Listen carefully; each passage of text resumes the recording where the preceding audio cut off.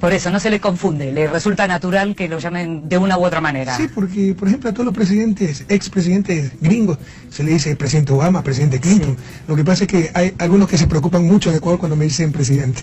¿Y por qué se preocupan? Porque el terror, para ellos, su mayor miedo es si yo regreso a la política, ¿no? Y se regreso como candidato presidencial. Pero usted no se fue de la política, se fue de la presidencia nomás. No, yo quería irme a la política. La política no se fue de mí lastimosamente, porque con todo lo que pasó luego de vencer en todas las elecciones, ganamos mayoría en asamblea, presidencia, este tipo se alía con lo peor, con nuestros más grandes adversarios, que son enemigos, porque en procesos de cambios como los nuestros, nos jugamos la vida, hay gente que quiere vernos muertos, ¿no? Porque rompimos la espina dorsal del poder en Ecuador, afectamos poderosos intereses, entonces tuve que volver frente a tamaña traición. Usted dice este tipo, estamos hablando del presidente Lenín Moreno, sí. A quien usted calificó como el Temer de Ecuador por estos días, pero este tipo, como lo llama usted, fue su vicepresidente. Sí, y un impostor profesional, porque lo que habla la boca rebosa el corazón, dice el Evangelio. Mira todas las tonterías que dice ahora, jugando con lo más sagrado que tiene un ser humano, que es su honestidad, dando razón a los opositores, una razón que nunca han tenido sobre manejo económico, etcétera. Y mira lo que hacía hace 10 meses, ahí están los videos, que era el mejor presidente de la historia, el mejor gobierno del planeta, el mejor ecuatoriano de todos los tiempos. Entonces, mientras nos necesitó, ¿no?, nos utilizó. Luego, nos metió una puñalada y te insisto, pactó con lo peor de la política ecuatoriana y aplicó el programa derrotado en las urnas, ¿no? La consulta popular fue la propuesta de Lazo, pero además critica los fundamentos mismos de la revolución, nuestra integridad moral, el manejo económico, etcétera. Es muy grave. ¿Usted? Y persigue a la gente. ¿Qué quiere decir con que persigue? Captaron la Contraloría, que es el organismo de control, sí. Y es un instrumento de persecución. O sea, todo el mundo tiene auditorías a los asambleístas. Le cae una auditoría, lo glosan con 30 millones de dólares, por ejemplo, un exministro, por la construcción de una hidroeléctrica. Al día siguiente le llaman de la presidencia, oye, necesitas apoyo político para ganar esa glosa, pero tienes que apoyar al gobierno. Entonces, cooptan gente por medio de la presión, de las amenazas, o también por medio de la corrupción, ¿no? Darles puestos. Yo les puedo dar la lista si usted quiere. Usted puede investigar, como periodista de investigación, puestos públicos a asambleístas para captar el voto. Y todo eso es terrible, porque los revolucionarios no podemos ser ni cobardes, pero peor aún corruptos. Aceptar esas dádivas es corrupción. Pero cuando usted está hablando de corrupción, en realidad de corrupción se acusa a algunas de las figuras de su gobierno, concretamente el ex vicepresidente. Y yo le pido nuevamente, como periodista de investigación, vea pues alguna prueba contra Jorge Glass. Por Dios, usted debería estar denunciando al mundo que un hombre inocente se encuentra preso. Jorge Glass es un preso político, como pese a lo grave del caso de Brecht, no estaba involucrado ningún alto mando de Alianza País de mi gobierno, porque el Contralor no es de mi gobierno, no lo elijo yo, no es parte del Poder Ejecutivo, ¿no? Entonces le apuntaron a Jorge Glass. Jorge Glass es un preso político, es un Lula. Vaya a ver si hay alguna prueba contra él. ¿Quién es corrupto para beneficiar al vecino? Para enriquecerse, para recibir algo. ¿Dónde está lo que recibió? ¿Dónde están 20 centavos mal habidos? Usted pone las manos en el fuego. Por supuesto, 3 veces se las pongo. Y le pido a usted, y a través de Infobae, al mundo, que vaya a investigar dónde están las pruebas contra Jorge Glass. Ahora, presidente, estamos hablando de una trama de corrupción que recorre Latinoamérica, que tiene un nombre y que es Odebrecht, que es una firma con la que usted tuvo problemas serios en el año 2008, la expulsó de Ecuador en ese momento, que esto generó problemas incluso entre su gobierno y el gobierno de Brasil, que eran gobiernos cercanos, pero que sin embargo... No, con los periodistas también, vea todo lo que me decían, no dictador, que no se trata de inversionista extranjero, porque ahora la memoria es frágil. Pero Odebrecht hasta financiaba concursos de periodismo, era mecenas de los artistas, todo el mundo quería trabajar en Odebrecht. Se descubre que es corrupta y nadie la conoce, y resulta que todos somos cómplices ahora de Odebrecht. Pero por eso, pero en el año 2008 claramente usted estaba enfrentado con Odebrecht. Y lo expulsamos. Y los expulsaron. Y 4 funcionarios de Odebrecht tuvieron juicios penales y tuvieron que refugiarse en la embajada de Brasil, y el gobierno brasileño, Lula era presidente, me retiró hasta el embajador. Sí, recuerdo perfectamente. ¿Qué pasa después, cuando en el 2010 nuevamente Odebrecht decide a terminar algunas de las obras? La empresa claudica en todo. Todo lo que le exigimos, vio, entendió que se estaba enfrentando a un gobierno diferente, porque era tan descarada que el problema fue por una hidroeléctrica mal construida, San Francisco. Quería que le paguemos para reparar lo que ellos habían hecho mal, ¿no? Entonces esa fue la disputa central. Lo expulsamos del país, iniciamos juicios penales, etcétera, y después reconoció todo. Y dijo, queremos regresar al país porque se le estaba dañando la reputación a nivel regional y mundial, ¿no? Vamos a arreglar la hidroeléctrica, no solo eso, vamos a reconocer el lucro cesante 20 millones de dólares nos reconocieron en lucro cesante, y frente a esto, además que le quitamos todos los demás contratos, como 5 contratos le retiramos, frente a esto, ya ¿qué pretexto había pues para no dejarla regresar? Cuando Brasil le retira al embajador en ese momento, ¿por qué? Porque estaban maltratando. Claro, pero a la luz de lo que vemos hoy. Brasil, como las grandes potencias que exportan capitales, ¿no? Que tienen sus transnacionales, las defiende. Entonces ellos creyeron que era una actitud hostil contra la inversión extranjera brasileña en nuestro país, la inversión brasileña en nuestro país y contra sus empresas. Entonces probablemente eso motivó la reacción del gobierno, pero era una acción absolutamente justificada, sobre todo por el comportamiento de la empresa, que acostumbrada tal vez a sobornar, a someter gobiernos, no quería reconocer su error y más aún quería que le paguemos para que corrigieran lo que habían hecho mal. Seguimos en la corrupción, seguimos hablando del tema de la corrupción y seguimos hablando de la región. Usted dice que pone las manos en el fuego por su ex vicepresidente Glass. Usted dice también... Usted sabe que tenemos que hacer colecta entre los amigos para pagar el abogado. ¿Entienden eso? O sea, ¿qué corrupto permite robar para el vecino, por favor? O sea, debe estar en algún lado la plata. ¿Dónde está la plata? Jorge Glass, el mundo debe saber, es un preso político. Vea todas las irregularidades del proceso. ¿Usted sabe lo que decía Jorge Glass? Primero, si hubiéramos querido, no lo hubiéramos dejado enjuiciar, porque se requería 2/3 partes de la Asamblea para levantarle la inmunidad. Para no obstruir la justicia, confiando todavía en la justicia, que está totalmente cooptada por los medios de comunicación, por el poder del Ejecutivo, ordenamos a nuestro bloque que se levante la inmunidad, lo pide el propio Jorge. Le dictan medidas cautelares, prohibición de salida del país. Bueno, si usted no rompe su medida cautelar, no le pueden cambiar la medida cautelar. De la noche a la mañana, le cambian y lo mandan preso. ¿Para qué? Para obligarlo a abandonar la vicepresidencia y robarse la vicepresidencia después de 90 días, como dice la Constitución, abandono de la vicepresidencia. Luego, lo condenan sin una prueba y absuelven a Odebrecht, sobreseen a Odebrecht, los corruptos confesos, bajo el argumento que han sido sentenciados en Brasil. Es mentira, no han sido sentenciados en Brasil. Eso demuestra el pacto con Odebrecht. Ustedes acusen al vicepresidente, a este lo hundimos, nos robamos la vicepresidencia y a ustedes lo dejamos suelto. Y por último, como la pena era hasta 5 años, de acuerdo a nuestra ley, a nuestros códigos, usted puede pedir suspensión condicional de pena y puede salir libre y regresar a la vicepresidencia. Lo condenan con un código derogado, un código que no está en vigencia. Esas son las monstruosidades jurídicas, y hay otras más, del juicio a Jorge Glass. Yo le pido, ¿no? Porque es parte de su responsabilidad como periodista, con todo cariño se lo digo, investigue ese caso y denúncielo al mundo. Y después dígale a su audiencia si yo he mentido en algo. Jorge Glass es un preso político, ¿no? Porque no tenían a quién acusar del gobierno, el alto mando de Alianza País, y lo acusan a Jorge, además, para robarse la vicepresidencia de la República. Presidente, ¿usted no cree que en los países más llamados progresistas de la región hubo realmente connivencia con Odebrecht? En mi caso no. Yo ni siquiera conozco a los de Odebrecht. Jorge los tuvo que conocer, Jorge Glass, porque era responsable de esos sectores, los sectores estratégicos, donde Odebrecht trabajaba. Pero es que hay cosas que no se han dicho. Usted sí sabe que Odebrecht hace un par de años ganó otro concurso, porque ganaba los concursos. Esta corrupción de Odebrecht se la maneja muy ideológicamente. Quieren hacer creer que la corrupción es solo del Estado, del sector público. 80% de la corrupción de Odebrecht es sector privado. La propia Odebrecht, los intermediarios eran empresarios privados que coimaban a manos medios, que cambiaban términos de referencia, pero los otros competidores no eran tontos. Sabían que se estaban beneficiando a Odebrecht y Odebrecht les pasaba plata para que se queden callados. Bueno, hace un par de años Odebrecht ganó otro concurso, el puerto de Manta, por cerca de 200 millones de dólares. E incluso, ¿no?, ya poniéndome al borde de la legalidad, yo les quité el contrato. Suspendimos el contrato porque vimos que estaba sobredimensionado, detectamos muy tarde. Entonces, ¿cómo van a creer que teníamos algún compromiso con Odebrecht? Cuando yo llegué al gobierno, Odebrecht ya trabajaba en el país y tenía obras como Carrizal Chones. Y me levantó a toda la provincia porque manejaban periodistas para decir que exigimos la obra, ¿no? Y le obligamos a reducir 18 millones de dólares esa obra, ya contratada, ya con el monto establecido, etcétera. Entonces siempre hemos defendido los intereses del país. Con nosotros no ha habido connivencia, no ha habido ninguna tolerancia a los abusos de esta empresa. ¿Y por fuera de Ecuador? No conozco la realidad, ¿no? Y además, recuerda usted otra cosa, ¿no?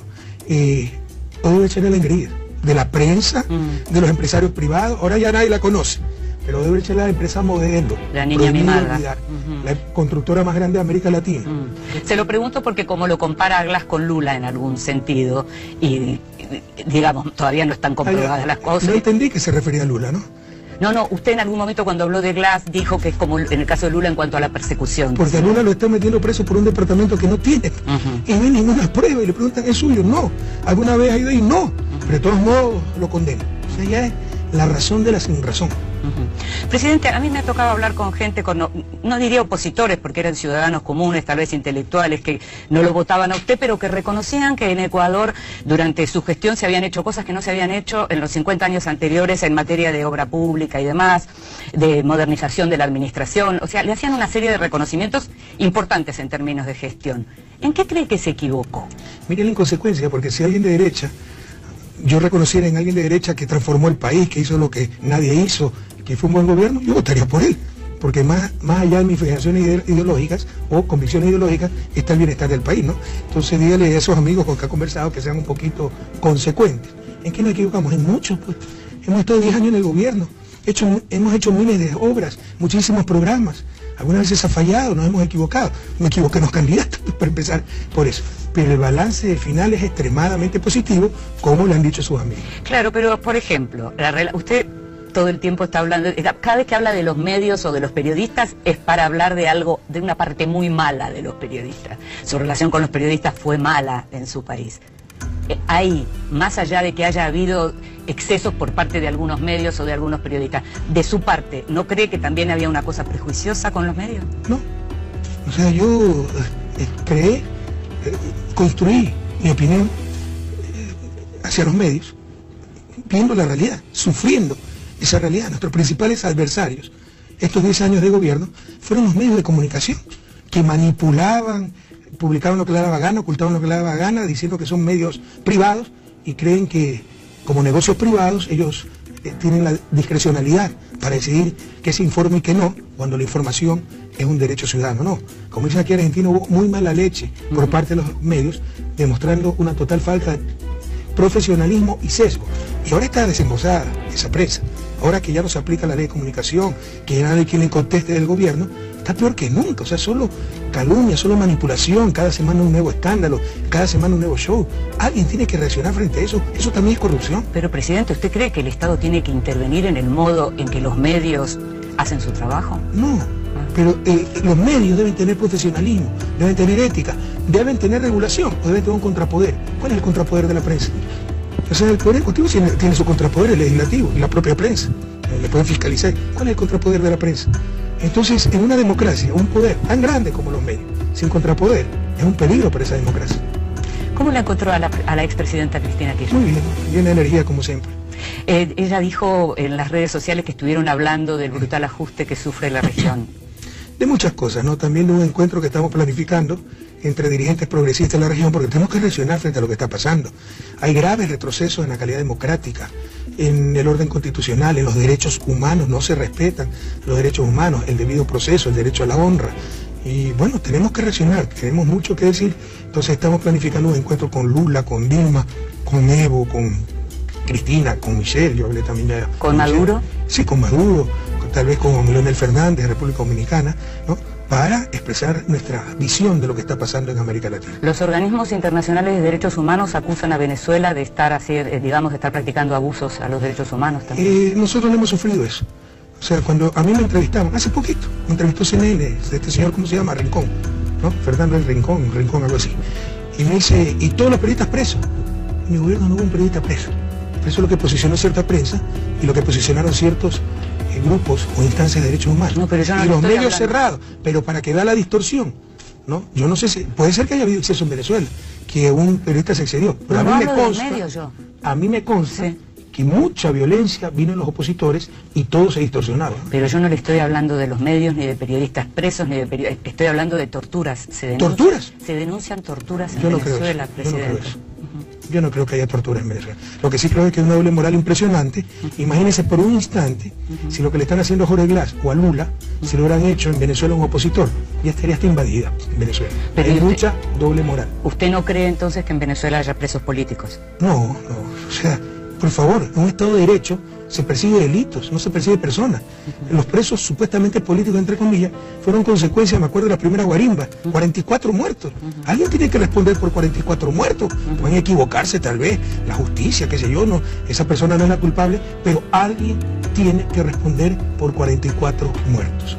Usted en estos días estuvo hablando de lo que tiene, bueno, viene hablando hace rato de lo que llama la restauración conservadora, pero también utiliza una imagen que me resulta un poco fuerte cuando habla del nuevo Plan Cóndor. Sí, puede ser un poco exagerado, porque no ha sido la violencia, las torturas, las desapariciones en los 70, pero hay otras formas también de destruir a las personas, de destruir al adversario político, el linchamiento mediático, la destrucción de su reputación, la judicialización de la política. Yo tengo como 6 juicios ya, ¿no?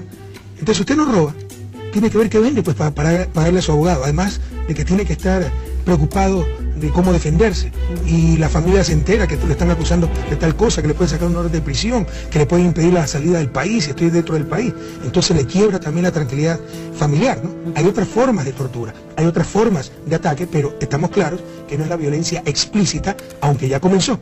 Mire el caso de Mariel Franco, no es la violencia explícita que se daba en el Plan Cóndor en los años 70. Porque estábamos hablando de una diferencia sustantiva en relación a decenas de miles de muertos por parte del Plan Cóndor, y en este caso lo que habría es una persecución casi judicial. A los dirigentes, pero en los últimos 2 años, América Latina ya tiene 19 millones de pobres más, ¿no? Hay gente que empieza de nuevo a no tener que comer, pero eso no sale en la prensa, ¿no? ¿Y eso obedece solo a los nuevos gobiernos o a algunas cosas que tal vez no se hicieron del todo bien con los gobiernos llamados progresistas? Yo creo que básicamente a los nuevos gobiernos, porque nosotros sacamos 92 millones de latinoamericanos de la pobreza. No todo por los gobiernos progresistas, pero sobre todo por esos gobiernos y sus políticas sociales. Solo Brasil sacó 38 millones de brasileños de la pobreza. Claro, pero hay algunos estudios que señalan que determinado tipo de trabajo tiene cierta precariedad que hace que no se sostengan a lo largo del tiempo, por ejemplo, en el orden de los servicios y demás, y que entonces tal vez eso no tiene que ver necesariamente con los nuevos gobiernos, sino con planificaciones que no se pensaron. No, claramente con los nuevos gobiernos y las nuevas políticas, porque por supuesto hay gente en condición de vulnerabilidad que puede regresar a su condición de pobreza, pero para eso es la política económica, para impedir que regrese a esa condición. Y ya se eliminaron esas políticas. Como economista y con el modo de pensar que usted tiene, ¿cómo llevó lo de estar en el gobierno de Ecuador tantos años sin poder desdolarizar la economía? Fue muy duro, pero somos muy realistas también, ¿no? O sea, intentar salir de la dolarización, que fue un error histórico, es una barbaridad técnica. A Ecuador le ha ido bien no gracias a la dolarización, como dice la propaganda de la derecha, sino a pesar de la dolarización. Si no quebramos en el 2016 fue por el extraordinario manejo económico, se nos desplomaron 10 puntos del PIB las exportaciones, y se apreció el dólar 30%, eso tritura a la economía, pero los costos de salida son inmensos, eso sería un caos económico, social, político. Tenemos que hacer una política económica dentro de este marco dolarizado y tratar de flexibilizar las restricciones que presenta la dolarización, sobre todo para el sector externo. Le voy a hacer una pregunta ya más de orden social. Hace unos años usted tuvo un debate interno dentro de su propio partido con las mujeres del partido por el tema de la despenalización del aborto. Usted es una persona creyente, religiosa, está en contra de la despenalización, y este es un momento en donde no solo en la Argentina, sino en diversos países se comienza a discutir, incluso países católicos como Irlanda. Me gustaría escuchar su opinión. Aquí no se trata de ser católico, no. Son convicciones que van más allá de la creencia de uno. Gandhi decía, ¿quién puede dudar que el aborto es un asesinato? Entonces Gandhi no es que era cristiano, no es que seguía los principios morales de la Iglesia católica. Entonces yo respeto mucho otras opiniones, pero ese enfrentamiento, siempre hubo un debate interno, y eso es democracia. Fue por otro problema. Habíamos quedado en sacar ese tema que es tremendamente sensible de un nuevo cuerpo legal que se estaba discutiendo, me parece que era el Código Penal, ¿no? El Código Integral Penal. Después de llegar a un acuerdo con esas compañeras, rompen el acuerdo y lo meten, nos crean un problema político. Entonces se sancionó a esas compañeras por eso, por no haber respetado el acuerdo, como ellas lo reconocieron, pero todo tergiversó la prensa diciendo que como no estuvieron de acuerdo conmigo, entonces las perseguimos. No es cierto. Se llegó a un acuerdo, ¿no? Se rompió la disciplina partidista al haber roto ese acuerdo.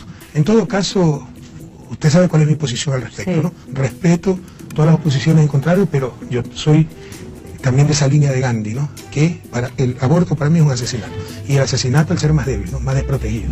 Ahora, si usted fuera presidente hoy y su Congreso tratara la despenalización y la aprobara, ¿la vetaría? Sí. ¿No sería presidente en un país que tuviera el aborto despenalizado o legalizado? No sería el presidente que diera paso a aquello. Fuerte. Prefiero irme a mi casa. Muy fuerte. Sí, hay convicciones que son inclaudicables, ¿no? Presidente, ¿usted se acuerda qué sintió la primera noche que no fue presidente? Sí, dormí muy bien. En ese momento pensaba dormí en el que hospital porque me dio neumonía. Cierto. Yo después de entregar la banda presidencial fui directo a emergencia del hospital, porque ya no podía más. ¿Y ahí no cree en el psicoanálisis? ¿No cree que esa neumonía tuvo algo que ver con su salida del poder? No, sí, por supuesto que tuvo algo que ver, mucho que ver, porque las 2-3 últimas semanas fue de loco, ¿no? Dejando todo listo. Yo recibí como 11.000 regalos.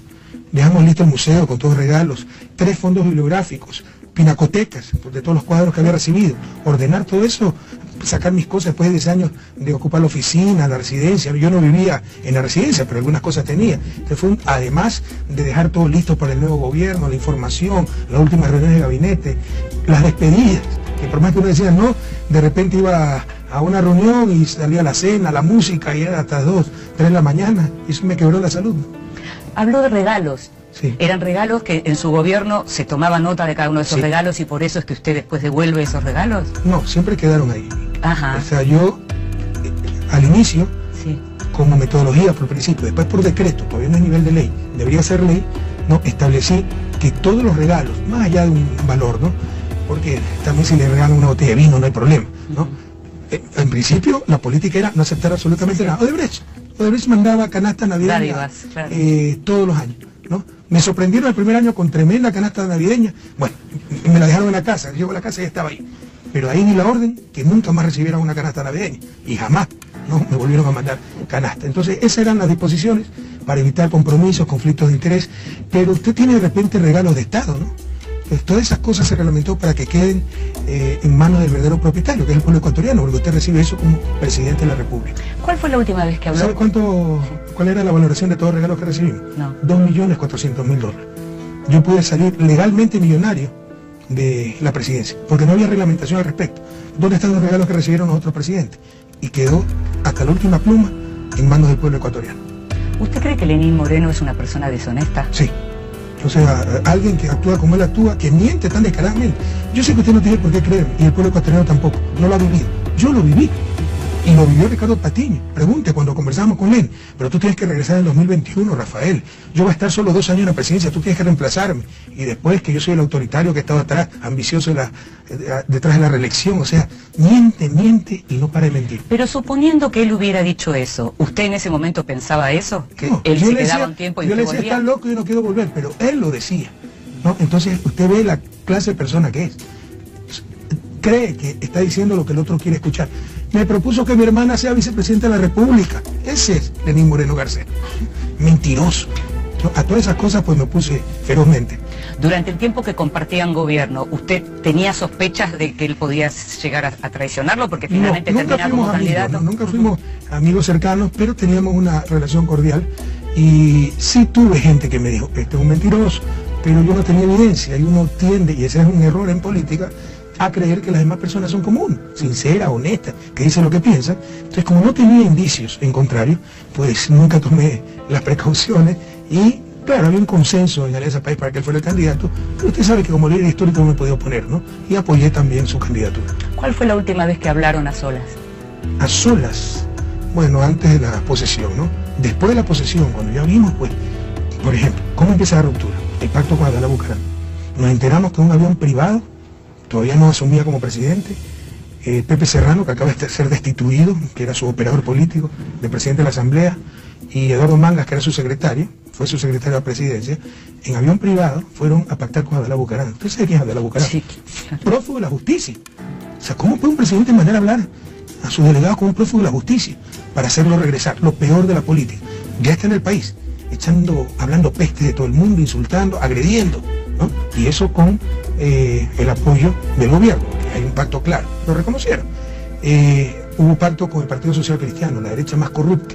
Ahí sí la derecha la tortura de los desaparecidos en los años 80, León Febres Cordero. Entonces, ese fue un factor. Pero el otro factor es cuando vimos, y estos cómo le dieron vuelta a las cosas, cuando vimos que estaban utilizando la lucha anticorrupción como instrumento de politiquería. Hubo 2 casos de corrupción al final de mi gobierno, lamentable. Refinería fue resuelto en mi gobierno, se dieron a conocer los datos por los Panama Papers, ¿no? El cabecilla de esa red es un social cristiano que fue secretario del gobierno de Fede Cordero, eso no lo menciono. Pero bueno, se logró resolver todo el caso. Sí. Y el caso de Brecht, ¿cuál fue el problema del caso de Brecht? Yo dejaba la presidencia el 24 de mayo. Ya había un acuerdo de confidencialidad de los delatores de Brecht con la Fiscalía brasileña que se levantaba recién el 1 de junio. Sí. Entonces yo trabajé lo más posible con el fiscal en base de rumores, ¿no? Entonces mira, dice que este está involucrado, revisa donde revisemos cuentas, revisa, incluso poniéndome al borde de la legalidad, ¿no? Dónde están sus oficinas, sus casas, para apenas tener la información si hay que actuar, actuemos. Efectivamente, 1 de junio se conoce las delaciones y en función de eso se actúa y hay como 6 arrestos. Pero ¿no? Había habido una reunión previa con el fiscal donde este señor exigía que se meta preso a todo el mundo. Y por ejemplo, para demostrar que él sí luchaba contra la corrupción y que yo fui cómplice de la corrupción, ¿no? Y, por ejemplo, metieron preso o le dictaron orden de detención a Walter Solís. La gente creyó que era por el caso de Brecht. No, fue por un caso que le sacaron del archivo. Porque la orden era meter preso a quien más se pudiera para demostrar que ellos sí luchan contra la corrupción. No podemos prestarnos esas cosas. Y cuando nosotros dijimos, oigan, hasta los adversarios, ¿no? merecen el debido proceso, somos cómplices. Entonces esa fue la ruptura final. No podemos permitir que se jueguen con nuestra integridad, con un gobierno de manos limpias, un gobierno honesto, no es el que no tiene caso de corrupción, eso es mentira. El que diga, mi gobierno no va a tener caso de corrupción es un mentiroso, es el que no tolera la corrupción. Y eso hicimos durante 10 años y ellos estuvieron ahí. Pero como vieron que era rentable el discurso anticorrupción y hacernos quedar como deshonestos nosotros, ¿no? Empezaron a atacar con eso todos los días, jugando con lo más sagrado, la integridad moral de uno. Y eso no lo vamos a permitir. Ahora, sería, según usted, entonces una persona deshonesta. ¿Puede ser una persona corrupta, Lenín Moreno, también? O sea, una persona que traiciona así, que miente así, que vende su alma de esa forma. Yo no es que me obsesiono con esto, no. Siempre trato de ser objetivo. No soy imparcial, nadie es imparcial, nadie es neutral, ¿no? Yo soy una persona de izquierda, estaré siempre con la justicia social, con Latinoamérica. Yo soy académico, trato de guardar la objetividad. Cuando usted ve a alguien que miente tantas veces, ya entonces puede creer cualquier cosa. Entonces, obviamente, ¿no? Ya mentir de esa forma es deshonestidad.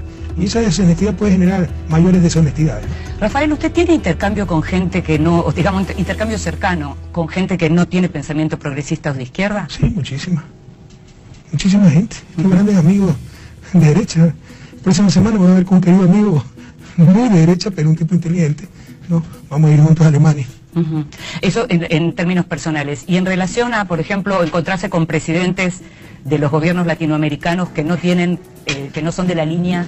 Mire cómo es la contradicción. Usted sabe que mientras que en Ecuador la prensa me trata de posicionar como el elemento de discordia, de polarización del país, a nosotros la región nos veía como el vínculo, el elemento de unión, ¿no? Y cuando había conflictos recurrían a nosotros. Acuérdense el conflicto Venezuela-Colombia. Sí, sí. Entonces nosotros nos llevamos muy bien con los gobiernos de derecha, con Sebastián Piñera de Chile, con Juan Manuel Santos, porque son muy respetuosos de las decisiones de cada país. ¿Con Mauricio Macri? Sí, hubo una relación de mucho respeto con Mauricio. También me acuerdo lo que fue el conflicto con Colombia con el tema de Raúl Reyes, cuando entraron directamente a territorio ecuatoriano. Por ejemplo, había una relación de mucho respeto con Uribe, pese a que era un gobierno de derecha, pero ¿cómo usted va a reaccionar cuando le bombardean su país? Y después del bombardeo, mira, a mí me llama Uribe, y eso está registrado, porque fue un sábado de madrugada, y yo estaba grabando el enlace ciudadano en la escuela de policía, porque había una ceremonia policial a las 10 de la mañana. El enlace se emitía a las 10, yo estaba a las 8 grabando, y usted puede ver en la grabación cómo me interrumpe una llamada de gente de Uribe, ¿no? ¿Qué pasa, presidente? Que una persecución en caliente, se metieron a la frontera tras de una columna guerrillera. No, presidente, por supuesto, no se preocupe, y que la patrulla está ahí cercada, ¿no? Veamos cómo ayudamos. Y yo le informo eso a la audiencia, sí. Me acaba de llamar el presidente Uribe, dice que había un enfrentamiento, que ha muerto Raúl Reyes. Tuve que preguntar quién era Raúl Reyes, no sabía quién era Raúl Reyes. No bueno, y buscar helicóptero para tratar de rescatar la patrulla colombiana que estaba cercada por los guerrilleros. Y todo era una tomadura de pelo, había sido un bombardeo planificado en territorio ecuatoriano con bombas inteligentes, muy probablemente con ayuda de países extrarregionales. Entonces, cuando usted se entera de esto, ¿cuál sería su reacción? Sí. Es una burla para el país, fue una burla para el país y un atentado a nuestra soberanía. ¿Cómo vive en Europa? ¿Bien? ¿Se siente cómodo? Primero con la familia, ¿no? Mis 2 hijas estaban estudiando en Europa, mi hija mayor está haciendo una segunda maestría iba a regresar al Ecuador porque acabó su primera maestría en biología. Gracias a Dios decidió hacer una segunda maestría en agroecología justo en Bélgica. Entonces tenemos a la Iberia que está viviendo con nosotros, mi hija de 15 años vive con nosotros, y mi hija de 21 años está en París, a 2 horas. Te la veo con mucha frecuencia. Eso es una bendición, ¿no? Porque yo sacrifiqué mucho a la familia durante 10 años, ¿no? Usted toma una opción personal, la opción de entrar a la política, pero eso envuelve a sus seres queridos, quiéralo o no. Por más que tratamos de mantener la vida normal de familia, seguimos viviendo en nuestra casa de clase media. Mi esposa 10 años siguió siendo profesora de primaria, de escuela elemental. A nosotros no nos gusta figuretear, como decimos en Ecuador, la opulencia. Tratamos de seguir con nuestra vida cotidiana, es imposible.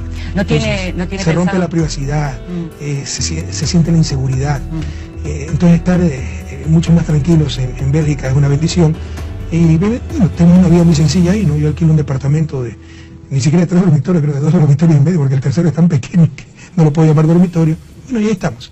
¿No tiene pensado volver a Ecuador entonces? Yo no tenía pensado volver a Ecuador en varios años. En varios años, por lo menos hasta que mi hijo Miguel entra a la universidad, tiene recién 15 años, y hay que ver, o sea, porque así como mi esposa estuvo 25 años en Ecuador, ¿no? O sea, también siento una responsabilidad de, bueno, yo tengo que permanecer en Bélgica un buen tiempo, ¿no? ¿Y tiene idea de que se pueda revertir el resultado del referéndum al que llamó al presidente? Creo que estén embriagados de poder. La memoria es frágil. Hoy están embriagados de poder, parece que se están desplomando en la encuesta, ¿no? Ya me llegó una encuesta ayer, y solo 2 ciudades, Quito y Guayaquil, donde más apoyo tiene, el sector urbano, y están ya en 42%. Y ya la opinión del gobierno es más negativa que positiva, ¿no? Y es verdad, porque todo un desastre. Tiene el precio del barril de petróleo a $60, yo lo tuve a $17. La economía creció al menos 2%, a mí me creció 1.5%. Eso significa más recaudación de impuestos si crece la economía, y tienen problemas de liquidez, porque no se atreven a controlar el sector externo. Ese es el problema de dolarización, ¿no? Le resta competitividad al sector externo, y es como si entra plata por un lado y se le va por el otro lado, y si no toman las medidas correspondientes es un barril sin fondo, y no las quieren tomar para no pelearse con la gallada, los grandes comerciantes. Entonces la situación es grave, pero por ineptitud, por falta de voluntad política, no por malas condiciones económicas. Entonces de los que estén embriagados de poder y que se olviden fácilmente la historia del país por la década ganada. Sí, en esa década ganada hubo solo un presidente que fue electo 3 veces consecutivas, hubo 14 elecciones y todas las ganamos. Pero antes de esa década ganada, en 10 años, tuvimos 7 presidentes. Sí. Y en promedio duraban los gobiernos 18 meses. De la memoria es frágil, en buena hora. Que sigan embriagados de poder. Le hago la última pregunta. ¿Qué le parece que queda de la revolución ciudadana hoy en Ecuador? No nos engañemos, y es un gran dolor para mí, ¿no? Yo sí, una de las excepciones, creí que el país iba a ser más sólido para aguantar una contrarrevolución, una restauración conservadora. Y con mucha pena vi cómo enseguida el oportunismo, la deslealtad, cuidado, no hay que generalizar, también hay gente que ha arriesgado la vida. Pero, por ejemplo, yo sabía que se iba a romper el bloque de Alianza País. Sí. Pero creíamos que nos íbamos a quedar con la mayoría. No, la mayoría se fue con el gobierno, por oportunismo, puestos, miedo, porque se amenazó a gente. Pero le insisto, los revolucionarios no podemos ser ni cobardes y peor aún corruptos, vender 2 por 1 plato de lentejas. Creí que iba a tener más solidez la función judicial, porque la reforma que hicimos desde el 2011, fue ejemplo para toda América Latina. Jueces elegidos por concurso, no le den favores a nadie. Y enseguida se sometieron a lo que decía la prensa, es copiar básicamente la sentencia, es copiar los titulares de la prensa. Ya se juzga en los titulares, no en los tribunales. Lo de Jorge Glass es vergonzoso. Entonces creí que iba a haber más solidez. Entonces sí, una gran decepción para mí en ese sentido. Yo creo que queda muy poco de revolución ciudadana. No han podido llevarse las carreteras porque no las pueden desaparecer. No pueden llevarse a los hospitales, las escuelas, pero la esencia de la revolución ciudadana y de todo proceso de cambio en América Latina es el cambio de las relaciones de poder. ¿Por qué América Latina es retrasada? Es subdesarrollada, mientras que América del Norte se desarrolló. Hay muchas respuestas, pero una de ellas es la clase de élite que no ha dominado. ¿Quién ha manejado el poder? Un poder excluyente que nunca ha servido a las grandes mayorías. Cualquier proceso de cambio comienza con el poder popular, que la gente, el pueblo esté en el poder. Y en el poder están los mismos de siempre ya, los banqueros, los medios de comunicación, las cámaras de producción, la partidocracia, los partidos tradicionales. La otra vez les hice una pequeña reflexión de las nuevas figuras que han salido a hablar, a hacer opinión pública. En promedio tenían 34 años en la política nacional, nos volvieron al pasado. Le agradezco mucho que haya estado con nosotros en Infobae. A usted, Ingrid, muchísimas gracias.